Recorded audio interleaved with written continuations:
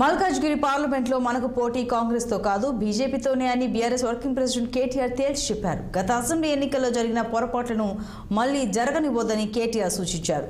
మేడ్చల్ నియోజకవర్గంలో ఏర్పాటు చేసిన మల్కాజ్గిరి పార్లమెంట్ విస్తృత స్థాయి సమావేశంలో కేటీఆర్ పాల్గొని ప్రసంగించారు.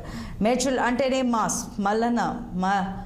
మల్లన్న మారి మాస్, కేతక్క కూడా సూపర్. ఆమె మాట్లాడుతుంటే మరింత వినబుద్ధి అవుతుంది. ఆమె మాట్లాడిన తర్వాత మాట్లాడాలంటే ఏటకూర తిన్నాక తోటకూర తిన్నట్టు ఉంటుంది. మల్లారెడ్డి మేడ్చల్కి పరిమితం కాకుండా రాష్ట్రమంతా తిరగాలి. మిగతా నియోజకవర్గాల్లో కూడా ఆయన గొంతు అవసరం అని కేటీఆర్ అన్నారు.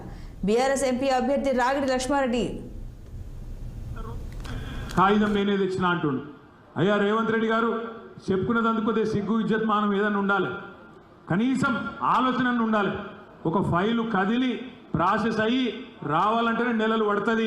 పోయిన ఆగస్టులోనే ఎప్పుడో పని అయిపోయింది. మధ్యలో ఎలక్షన్లు చుట్ల మరి ఆనాడు ఎలక్షన్ కోడ్ వల్ల కొద్దిగా ఆలస్యమైంది. ఈ ఎలక్షన్ నువ్వు కూడా అనుకోలే, మేము కూడా అనుకోలే మేము ఓడిపోతామని. ఆయన కూడా అనుకోలే, అసలు రేవంత్ రెడ్డి గారు కూడా గెలుస్తా అనుకోలే. చాలామంది చెప్పుకున్నాడు వాళ్ళ దోస్తులకు, మనం ఇప్పట్లో గెలిచేది ఉందా పీకేది ఉందా, 2028-29లో చూసుకుందాం అని కాంగ్రెస్ వాళ్ళకి చాలామందికి చెప్పుకున్నాడు.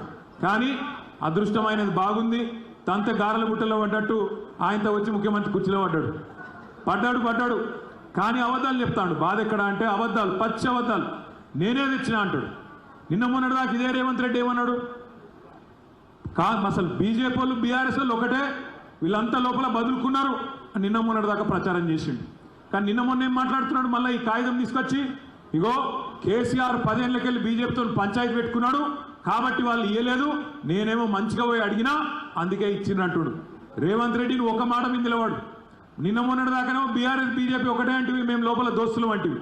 ఇయ్యాలనేమో బయటికి వచ్చి లేదు 10 ఏళ్ళు పంచాయతీ పెట్టుకున్నారు కాబట్టి వాళ్ళకి ఇయ్యలేదు, నేను పోయి మంచి మాటతో నడితే ఇచ్చినా అని చెప్పి డైలాగులు కొడుతున్నావు.